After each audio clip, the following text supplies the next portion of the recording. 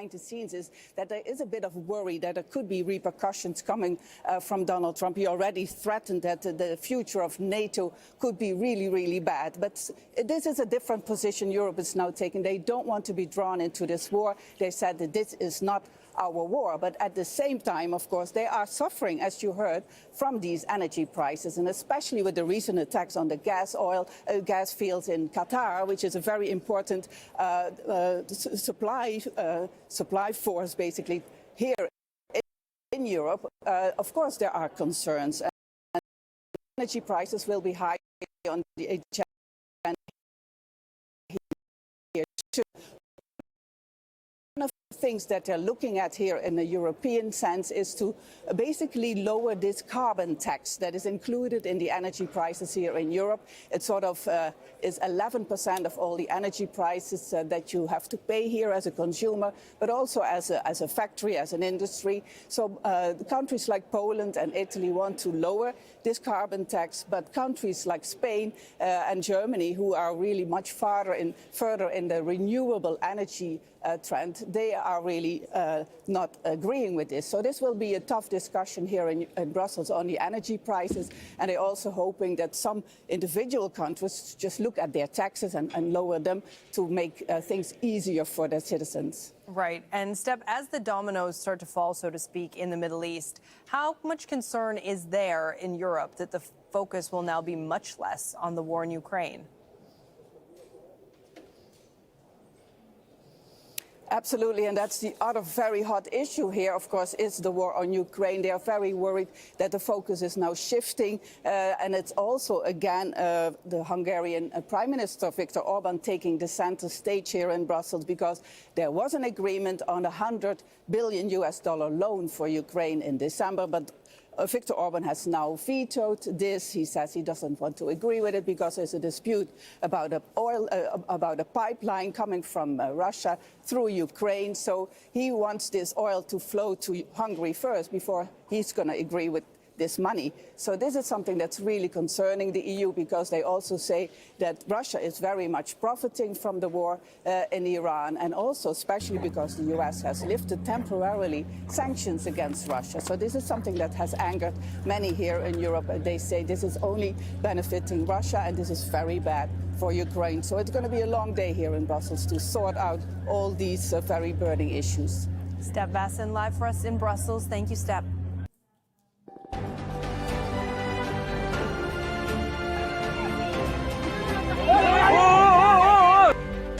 Oh, shit! Oh, my God! Here's a reminder of the latest developments. Iran has attacked a liquid natural gas complex in northern Qatar. Oh, shit! Also targeted sites in the UAE and Saudi Arabia overnight. President Donald Trump has threatened to blow up Iran's South Pars gas field if Tehran attacks Qatar's facilities again. Those attacks and Trump's threats come after Israel hit Iran's South Pars gas field, setting it on fire. Trump says the U.S. was not informed of those strikes in advance and that Israel won't attack the area again. European leaders are meeting in Brussels for a summit expected to be dominated by the Iran war and surging energy prices. Europe's benchmark natural gas price has surged after attacks on Qatar's Ras Laffan facility. U.S. Vice President J.D. Vance says Americans face a tough road in the coming weeks. The U.S. is trying to fill the energy gap caused by Iran's blockade of the Strait of Hormuz. Prices for fuel and other goods have risen steeply since the conflict began. We recognize this is an issue. We are fighting against it, and we promise that when this conflict draws to a close, when this operation draws to a close, we're going to see those energy prices come back down to reality, because that's what the president promised to do. He delivered an energy-dominant agenda. It's made us much more secure in the face of these things. But yeah, we got a rough road ahead of us for the next few weeks, but it's temporary. There's been further turbulence on the markets as investors react to Iran's threats of oil and gas fields. The volatility has been compounded by a new report warning of worsening inflation in the United States. Kristen Salumi has more details from New York. Oil prices continued their climb after Iran threatened retaliatory strikes on Gulf oil production facilities. That and a concerning inflation report weighed on U.S. markets on Wednesday. The Dow Jones Industrial Average closed down more than 1.5%, nearly 800 points. The S&P 500 and the NASDAQ also down by more than 1%.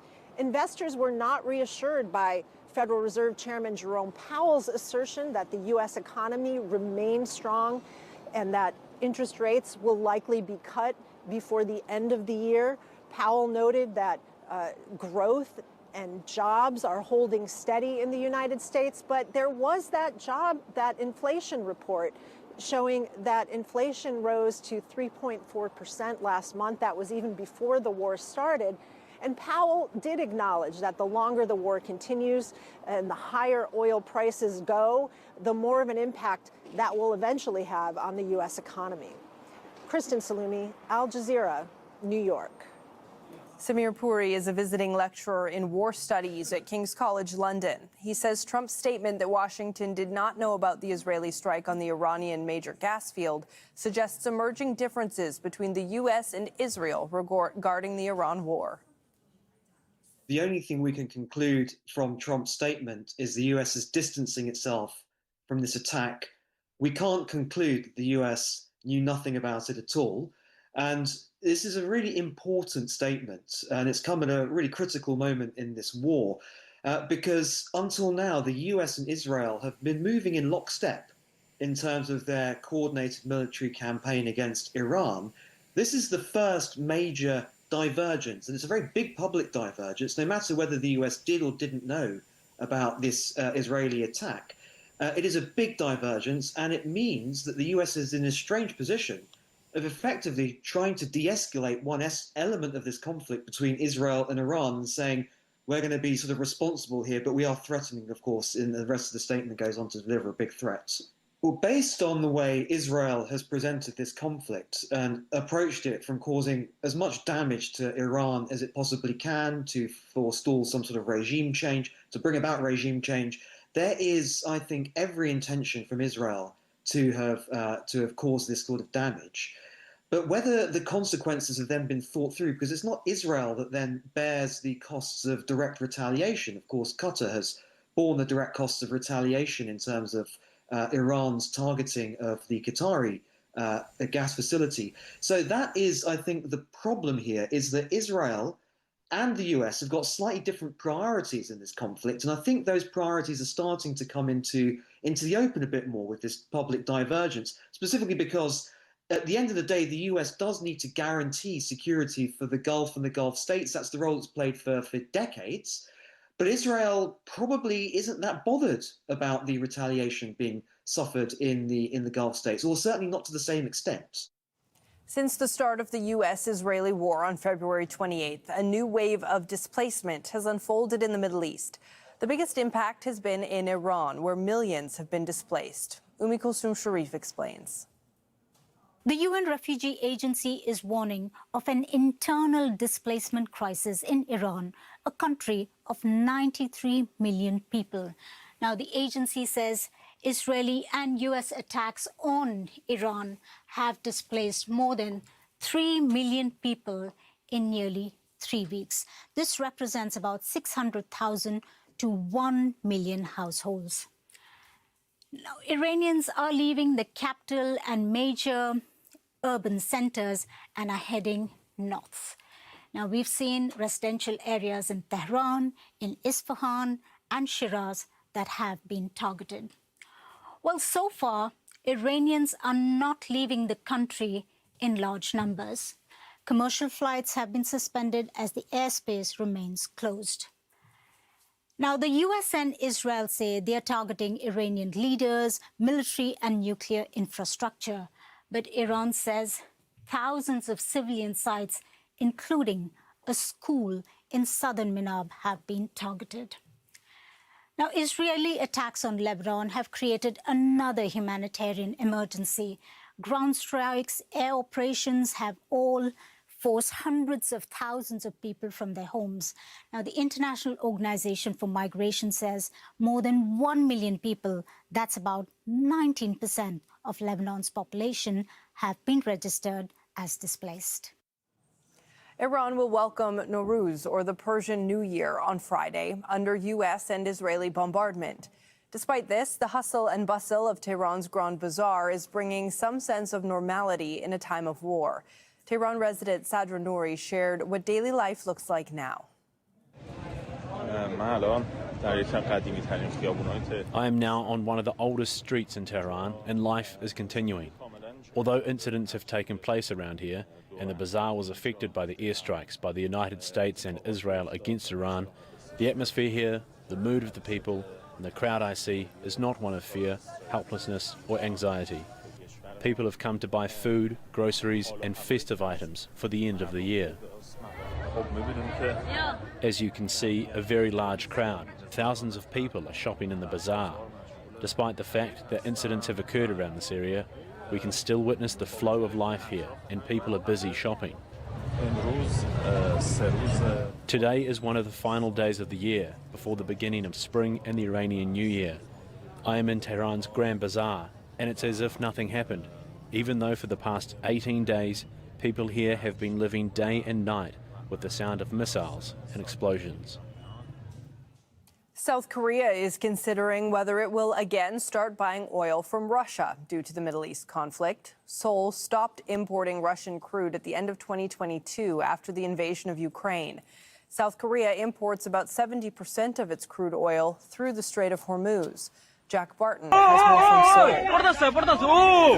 We're seeing Singapore, the Europe gas futures market opening with European gas prices up 27%. In South Korea and Japan, the main stock indexes both down around 3%. And South Korea's currency, the Korean won, closing at a 17-year low as the main Kospi index closed today. Really disastrous results across Asia, reflecting not just that there is a concern about how long the Strait of Hormuz will remain blocked by Iran, but that even if it opens again, that a lot of the energy infrastructure in that region এই এখনই ইফতারের পরে রিয়াদ থানায় 2 নম্বর ইশারায় যে bomb মারছে missile মারছে Iran মারছে হয়তো মিসাইল এই যে দেখেন সরাসরি দেখুন missile imports, the majority of which come from the Middle East. And the question here, of course, is how long refineries, the energy grid, and factories can keep going in this current situation. The government here is taking measures. It has a cap on the price of fuel coming out of the refineries, the first time that's happened since the Asian financial crisis in 1997. It has also been releasing some of the country's reserves, and it has managed to get some additional fuel supplies coming through from the UAE that do not need to pass the Strait of Hormuz. But questions are now being raised here. Should South Korea begin importing oil and gas from Russia again? This hasn't happened since 2022 when sanctions came into effect, but the situation is becoming so dire that the government is now considering it. Jack Barton, Al Jazeera, Seoul. The conflict in the Middle East is disrupting Kenya's tea trade. Nearly 65% of its tea exports go to markets affected by the war. But with Iran restricting shipping through the Strait of Hormuz, vessels loaded with cargo are in limbo. Catherine Soy reports from Mombasa, where exporters are facing uncertainty. Tea exports at a warehouse in Kenya's port city of Mombasa, with nowhere to go. Buyers are offloading supplies that were destined for some Gulf countries. Eric Onyango shows us a blending machine that has not been operational since Israel launched a joint offensive on Iran. Workers have been told to stay home. The warehouse is full. حاليا في قضاء دقوق حاليا في قضاء دقوق شوف الصوت. Those ones are also stuck in port, where we have around 267 containers lying in port. 60% of Kenyan tea is exported to Asia, Europe, and other parts. 25% is shipped to countries in the Middle East. but the war has disrupted logistics and the supply. Exporters who had transported their containers to the port must go pick them up, and picking them up is not for free. That is going to double the logistics costs, especially within the country. At the Mombasa tea auction, brokers bid for millions of kilograms of tea from 10 African countries. This is supposed to be the largest tea auction globally. It often trades more than $13 million a week. On a normal day, this room would be packed with traders. Many of them say they're getting nervous. Caesar Firo places bids on behalf of buyers. He says the situation must be resolved quickly. All those countries are Muslim countries who take a lot of tea.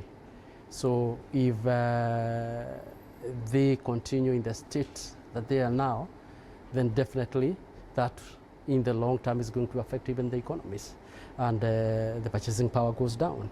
So we are praying that everything, the war stops now, the petroleum starts flowing, and the cup of tea remains on the table. The conflict in the Middle East is thousands of kilometers away from these tea plantations, but the fallout is felt here by farmers whose livelihoods depend on it. Catherine Soy, Al Jazeera, Mombasa, Kenya. Israel has killed several senior Iranian leaders in airstrikes as part of its efforts to topple the government.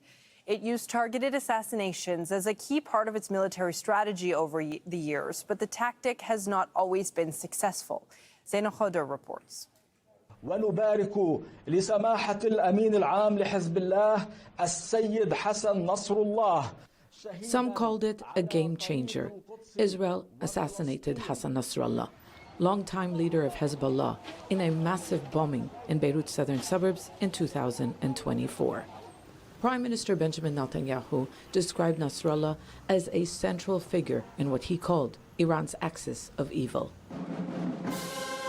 The timing, significant too, as Israel had already eliminated much of the group's senior military leadership in a series of strikes. And days earlier, dozens of Hezbollah members and civilians were killed and thousands more wounded when their pagers and walkie-talkies simultaneously exploded in an unprecedented Israeli operation. Nasrallah himself called it a major blow. Following his assassination, the group was viewed as decapitated and severely weakened. Netanyahu said Nasrallah's killing would help his government achieve its goal of returning residents to northern Israel, because as long as he lived, Hezbollah would be able to restore its capabilities.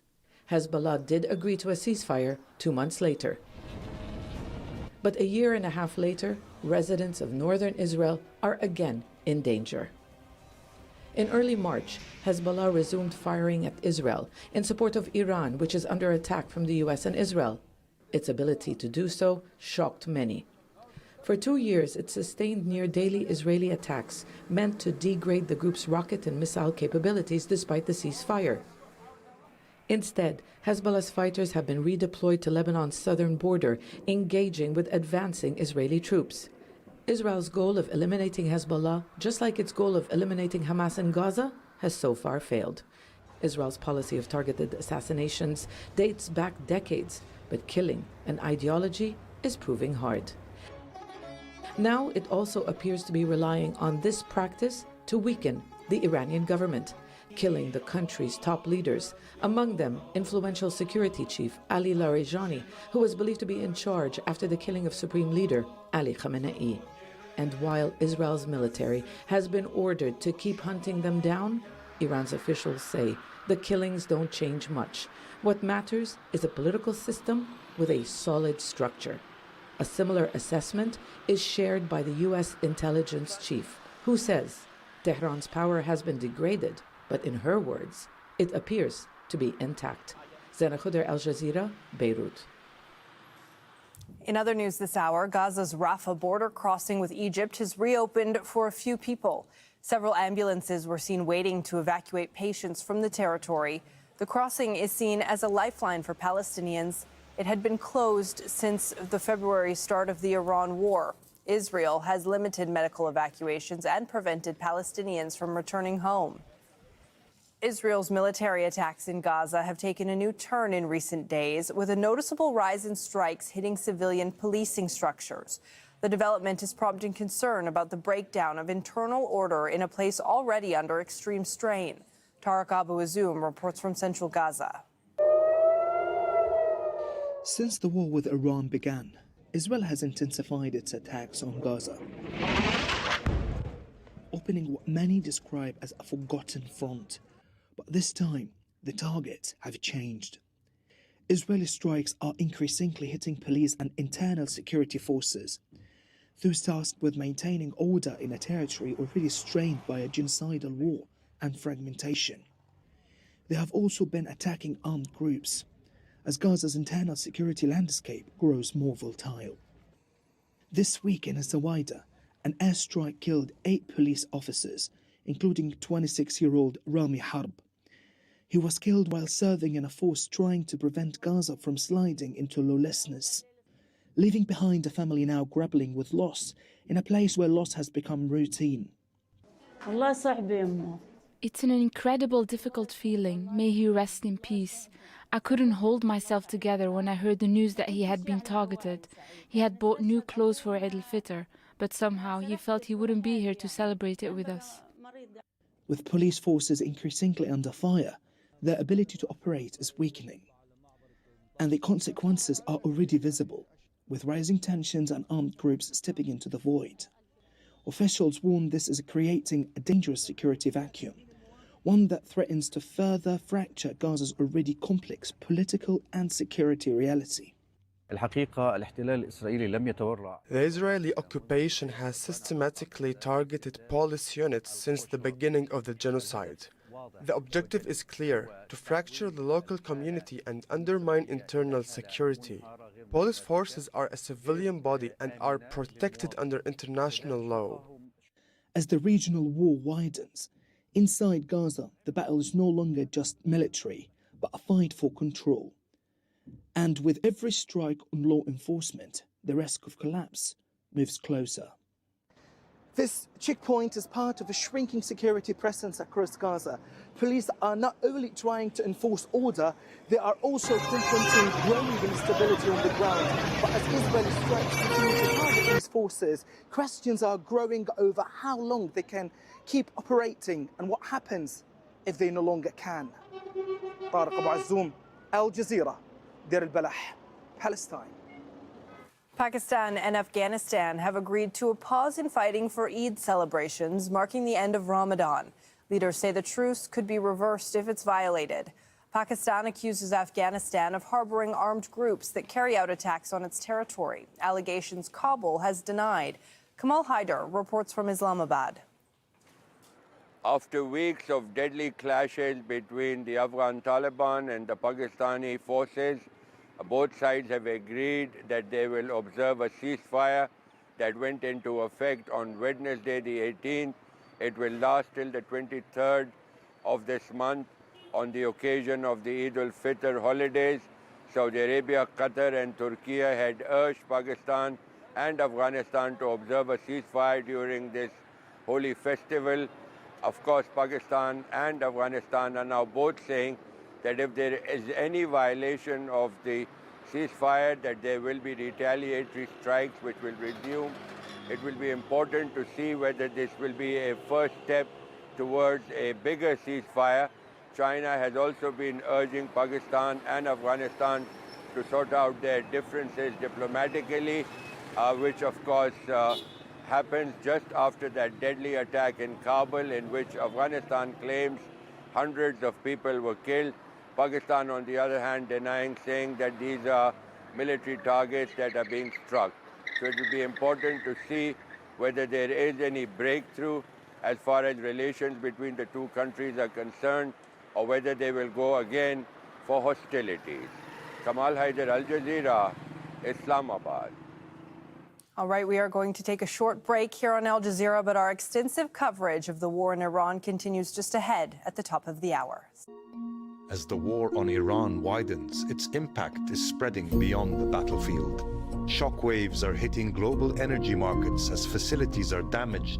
supply routes disrupted, and risks to vital shipping lanes grow. Stay with Al Jazeera for continued coverage and expert analysis.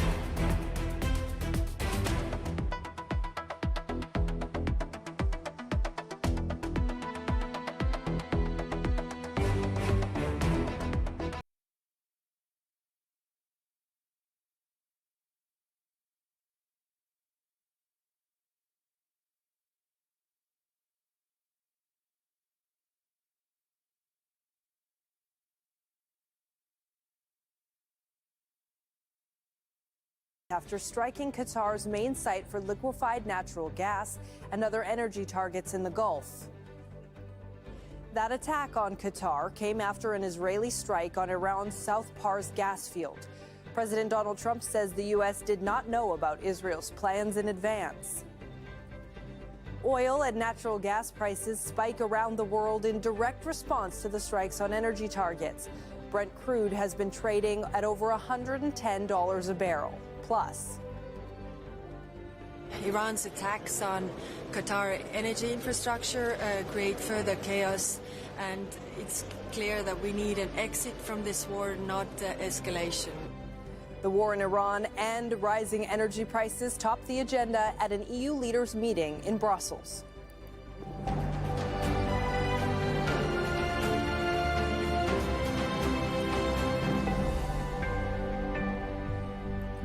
Hello, and thank you for joining us. Iran has been carrying out a wave of attacks on major energy facilities in Gulf countries. Sites in Kuwait, Saudi Arabia, Qatar, and the United Arab Emirates have all been hit. In response, oil and natural gas prices have shot up around the world, with European gas futures spiking by 35% and oil now more than $110 a barrel. Qatar says there is extensive damage at Ras Laffan, the world's largest liquefied natural gas production facility. Iran's attacks come after Israel bombed its South Pars gas field. President Trump has warned Iran against targeting Qatar's Ras Laffan again, and in a social media post, he said the U.S. was not involved in the Israeli strike on South Pars. Qatar has since expelled several Iranian diplomatic staff. The foreign ministry says Iran's military and security attachés and their team should leave Qatar within 24 hours. We have correspondents covering this story from Tehran, Dubai, London, and from Brussels. But first, we'll go to Zain Basravi, who joins us from Dubai. Zain, the attacks on oil and gas infrastructure are ongoing on Thursday. What is the latest that you can tell us? Well, what we understand is following this meeting in Riyadh, in which the foreign ministers of the GCC all agreed that the trust between their countries and Iran has been completely deteriorated. Those countries' foreign ministers, 12 in total, called for Iran to immediately halt its attacks on neighboring countries. A sobering moment for the GCC, but it seems to have fallen on deaf ears. Iran, the day after major attacks on oil and energy refineries, as well as energy infrastructure that has to do with LNG in Qatar, Saudi Arabia, and UAE, they have once again launched attacks on Saudi Arabia. Damage to the Samarra refinery reported by the Saudi government there. That after they reported Aramco's Samref refinery was targeted in an aerial attack. Impact there minimal, according to a Reuters report. In Kuwait, 2 fires broke out at the Mina Al Ahmadi and Al Abdullah port refineries. Those were extinguished, but it took 6 teams, the better part of the morning, to deal with that incident. Ongoing after that major fire at the LNG refinery in Ras Laffan in Qatar. Multiple attacks targeting infrastructure. Yeah, the second time that area has been targeted in Qatar since the war began, this time causing a great deal more damage. And the longer this kind of thing goes on, the further away that countries in the GCC get from being able to promote diplomacy as any kind of off-ramp to this conflict. Well, as we mentioned, U.S. President Donald Trump says he was not aware of Israel's plans to strike Iran's side of the South Pars North Dome gas field. In a post on social media, Trump wrote that the United States knew nothing about the Israeli attack on South Pars and that Qatar was not involved. He also said that Iran did not know that and unjustifiably and unfairly attacked portions of Qatar's LNG gas facility. Trump goes on to say no more attacks will be made by Israel pertaining to this extremely important and valuable South Pars field, unless Iran unwisely decides to attack a very innocent, in this case, Qatar. He also threatened to, quote, blow up the entire South Pars field should Iran attack again. Rosalind Jordan has more on Trump's comments from Washington, D.C. U.S. President Donald Trump said on Truth Social on Wednesday evening that the U.S. did not know that Israel was planning to attack Iran's South Pars gas field. He did say, however, that Israel would not be carrying out any more such attacks on South Pars, and he warned Iran that if it responded to any future Israeli attacks by attacking Qatar, notably its oil facilities and natural gas facilities, that the U.S. in turn would destroy South Pars completely, obliterate it, remove one of Iran's key economic engines. Now, this raises some questions about, one, whether the Israelis did tell the U.S. that they were planning to attack South Pars before the attack on Wednesday, and two, it also raises questions about whether the U.S. understands that Iran says it has a right to self-defense, which it has said it would use if any of its targets inside country had been future attacked by either the Iranians or the Americans. This does also raise the question, how much longer is the war between the U.S., Israel, and Iran going to continue? There have been suggestions coming from the White House that perhaps a couple of more weeks of active combat operations might be at hand. But there are also concerns here in the U.S. that the Trump administration should be looking for some sort of off-ramp, especially given that the upcoming midterm elections will soon be at hand, and American voters, by and large, do not support the current war. Big questions being raised, even as Donald Trump is promising a vicious and completely obliterating attack on one of Iran's key economic engines. Rosalind Jordan, Al Jazeera, Washington. Let's bring Mohammed Val in now, who is in the Iranian capital of Tehran. Mohammed, Iran appears undeterred by the concern over these attacks because they are ongoing on Thursday. What are officials inside Iran saying about this?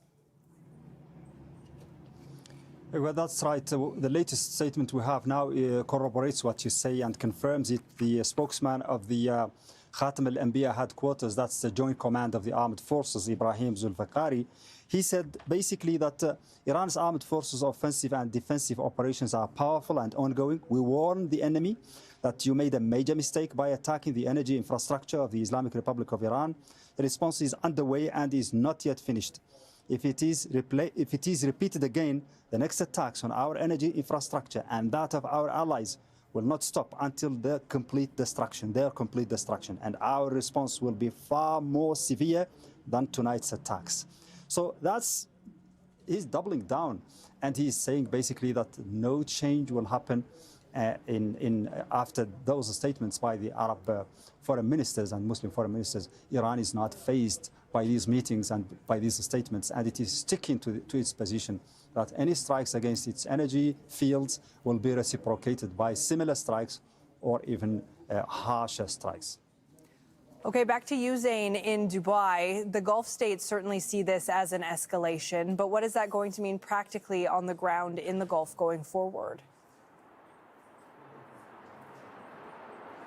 Well, what happens in the Gulf doesn't stay here. The ramifications are felt globally. This is a connected place. What happens here ripple effects throughout the world, and we're seeing that inevitably as the markets are responding to developments they're seeing on the ground. The idea of dialogue, resuscitating, resurrecting dialogue at the moment is a very far away idea. What is likely to happen is things are likely to continue to escalate. The circumstances on the ground are likely to get worse, and we've seen that European gas futures jumping 35% in opening trading on Thursday, responding to the developments in this part of the world. Now, the oil and gas sector has been deeply affected for the past 3 weeks since the war began. Since even before the war began, there was tremors in the market. But let's just look at what happened in Qatar. Ras Laffan is the second largest liquid natural gas refinery. Qatar is the second largest provider of liquid natural gas in the world, second only to the United States. It provides 20% of the world's liquid natural gas supply. It is an essential link in the global energy supply chain. Things like heating and cooling, cooking, fuel for transportation, heavy industry, all manner of things are associated to liquid natural gas. So when you bring in a gap in that supply chain that is so severe, 20%, that has a knock-on effect. Supply goes down, price goes up, and that is what we're seeing now. Mohammed Val, back to you in Tehran. Iranian media is saying that Iran's UN ambassador has sent a letter to the Secretary General. In it, Iran wants compensation from Gulf countries. It says they're liable to pay that compensation for, quote, allowing U.S. strikes on Iran from their territory. Now, that is something that Gulf countries have repeatedly and consistently denied. But I wonder, Mohammed, what is Iran thinking is going to come from this letter? Well, I don't know if they are expecting tangible results because it is addressed to the United Nations, and Iran is maybe among the countries that don't believe that the UN can do much in this regard or in any other regard. We have seen what happened in Gaza and the failure of the UN Security Council to impose any decisions or any action or any kind of policies in that respect. So the Iranians are talking about every now and then you hear them commenting on the inability of the UN to do something, but this is the formality that they are following, and they are trying to explain via this letter what happened, the aggression as they describe it, and what the destruction, the amount of destruction that happened across Iran, and the killing of more than 1,400 people, most of them civilians. So he's making a point there to the international community that Iran has been subjected to this this aggression, and that it was not seeking it, and that it has suffered and paid a heavy cost. And those countries that allowed the Americans to use their space, waters and land for those attacks have to pay those reparations. It's a very strong point there by the Iranian envoy to the UN, and it is consistent with what the leaders here are saying, that Iran is being wronged, and that those countries that have participated in this aggression should pay a price, should pay a cost. Mohammed Val, live for us in Tehran, and Zain Basravi in Dubai. Thank you both. Now let's bring in journalist Inzamam Rashid, who is live for us overlooking the Strait of Hormuz. This is also a major factor here that's driving up energy prices. There have been multiple attacks this morning.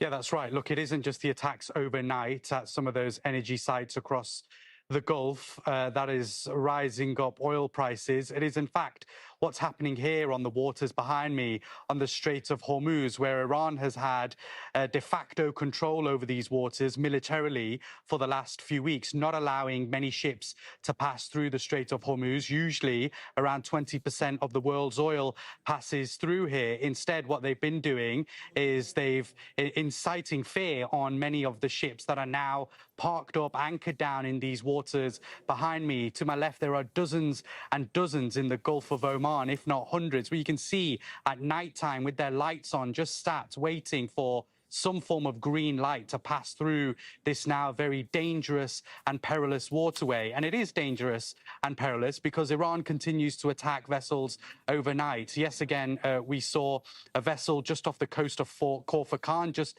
a few kilometers down from where I am at the entrance of the Strait of Hormuz. There was a vessel that was attacked there. A missile had hit there, and that vessel was alight and burning for most of the night.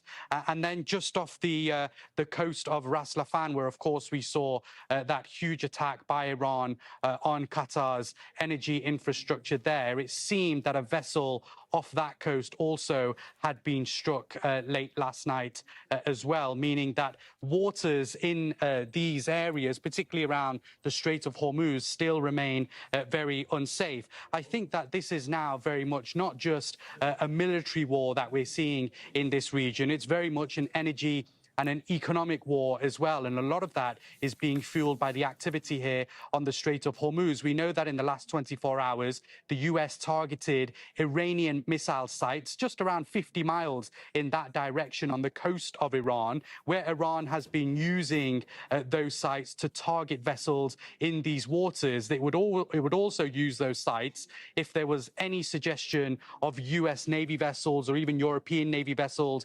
escorting some of these ships and oil tankers through the Strait of Hormuz. Now, the US forces said that they targeted those sites with bunker-busting bombs. We have no idea whether that caused any damage, whether those sites are still available to work. But clearly, with an attack just not far from where we are and not far from the Iranian coast, there was a missile attack there, suggesting that an attack could have come close from one of those sites that it seems that the US potentially targeted. But clearly, this is still very much a quiet waterway right now, still many boats and vessels parked up waiting to pass through. And those hike in oil prices that we are seeing, the highest since June 2022, that's happening because of this strategic waterway remaining shut.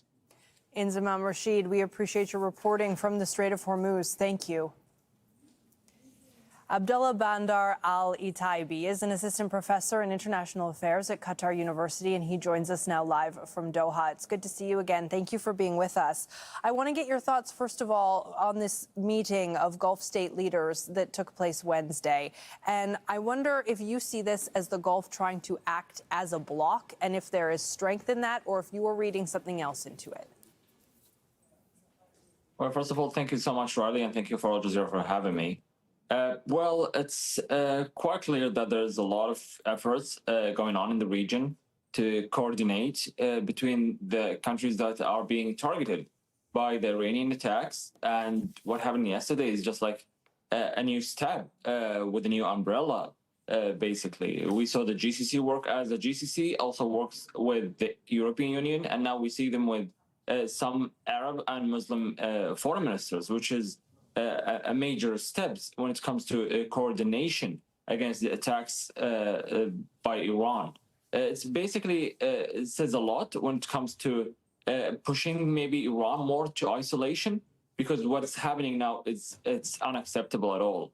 What Iran is doing by targeting GCC countries is just putting all the global interests at risk. It's putting all people in the region at risk. And this is just a major mistake that Iran is doing just to expand and widen the scope of the attacks and widen the scope of the war. And they are targeting parties that are actually not involved in the war in the first place. They are just trying to, they did their best to prevent this war from happening in the first place. So yesterday we could read it in the context of more regionalism is going on in the region now. More countries started to feel that they should do something, and they should put their interest first and try to coordinate and communicate with other parties. Well, and Abdullah, it certainly complicates things, doesn't it? Because a lot of the countries in this region were the ones pushing the diplomacy with Iran and had been sort of on the forefront of that. But now, with all of these assassinations that have been taking place inside Iran of Iranian leaders, who is there going to be to negotiate with now if the U.S. or Israel do decide they want to talk? I mean, that's the tricky part, Riley. I mean, we saw 2 days ago the assassination of Ali Larijani. Ali Larijani is one of the key players in the Iranian regime. He knows how to control the domestic security apparatus in Iran, but also at the same time, he has the potential and the possibility and the capability to negotiate and communicate with parties and countries outside Iran. So he was the key player here, and he got assassinated, and now yesterday we saw Israel targeting South Pars in Iran and targeting energy, and this is just a reckless and just like an unacceptable mistake to target energy. This is but energy. It's no longer actually a collateral damage. It's actually the primary target at the moment. And we saw how Iran retaliated yesterday and even today with attacking Qatar Ras Laffan and attacking Kuwaiti refineries and Saudi as well. So this is going into the escalations in a way that put the whole region into more chaos. And this is a problem for the region. And hard to protect against as well, Abdullah. And I wanted to point out something that you wrote recently. And you wrote, for the GCC, the challenge is not simply choosing sides, but preventing external actors from defining the region's security architecture on its behalf. How difficult of a wire is that for the GCC to walk right now? It's hard. Let's be honest here, Riley. It's quite hard for the region. It's quite hard for policymakers in the region, but they know that very well, that they should maximize their security umbrella at the moment, defend against those attacks of Iran, and also try to keep channels of communication, because you need the channels of communication at the end of the day to manage that escalation. Because if this is not managed in a way, then that would lead to more disastrous like consequences. And we saw that yesterday when targeting energy. And this actually resulted in Qatari action by asking the military and security attaches in Iran, persona non grata, and just they asked them to leave. This is quite important that that Qatar is having a step forward in terms of the escalation ladder, and this is actually sends a quite clear message to Iran that this is not acceptable anymore, and this should stop to give a chance for diplomacy to be activated. We will see. Abdullah Bandar Ali Taibi, thank you very much for being with us here on Al Jazeera. Thank you so much. As we've been reporting, Iranian attacks on Gulf energy facilities have caused the price of oil and gas to soar. Europe's benchmark price for natural gas rose by 35% at the market open. The global crude benchmark, Brent crude, rose as high as $116 a barrel. That's the highest price since Russia's invasion of Ukraine in 2022. The Iran war and its impact on energy prices is expected to dominate discussions at an EU leaders' meeting in Brussels.